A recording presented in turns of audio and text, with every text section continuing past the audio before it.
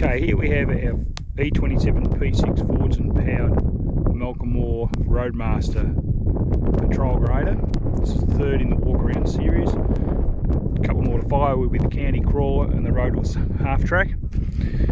Follow up here, she's on 20-inch front truck tyres. You can see the Roadmaster sign. A lot of the kind of componentry similar to the crane, which we've already covered.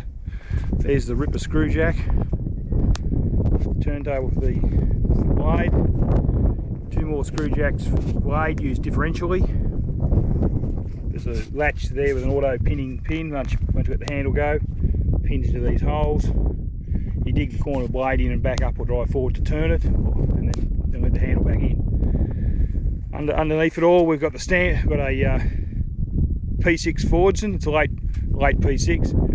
This particular machine. These machines were made from the end on up to the power major. This one has the standard high top, so she motors along. A little bit fast in reverse, so when you're backing up, you're on and off the throttle all the time. Everything's just been stretched, shunted. You've got a floor you stand on, the gear lever and everything's just been extended. That's your control box. It's a crash in, crash out box. This handle's normally the rippers. We've altered it to drive the side shift. The other two work differentially for the blade. Standard P6 Kygas starting gear, which we don't use. We just tow her. She starts within a foot. I don't know what's wrong with other people's P6s. They must be crook starters or batteries, or in general, because you know, if it'll start in a foot, there's nothing wrong with the motor.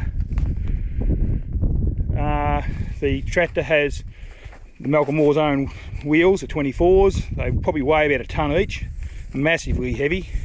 They're also used on the hydraulic loaders. You can see the weight on the inside of the rim there. They have an axle stay, toolbox in the back, 40 gallon long range tank for patrol work, knapsack carrier. You can see the nut on the end of the axle. These axles were made to come off from the outside instead of having to pull the whole machine to bits to change a bearing or broken axle housing, which these heavy load machines and similar backhoes and so on are prone to. Machine, I'm not sure what weight it was done heavy with the truck, I'd say several tonne. That's the live drive off the belt pulley, similar to what we discussed on the cable loader if you watched that video. Drives the belts up here to the crash in, crash out box. These boxes are all made with provision for 4 outputs, but they never have the 4th for some reason. Standard Fordson steering wheel. I reused everything Malcolm Moore. My cab's getting a bit tired. It was all clad in plywood, but it's gone a bit over the years. It needs redoing. And these are just a screw jack. You have an open screw jack for the side shift. There's a nut inside this carrier, which was stripped when I got it. I had to get a new one cut. You haven't got a lot of side shift, but it's just enough when it works. There's the ribbers. We don't go with the ribbers for our work. It's just used for casual farm work. And it's just standard truck front tyres. These were made from the end right through to the power major, gradually got heavier. I have seen the later ones they built.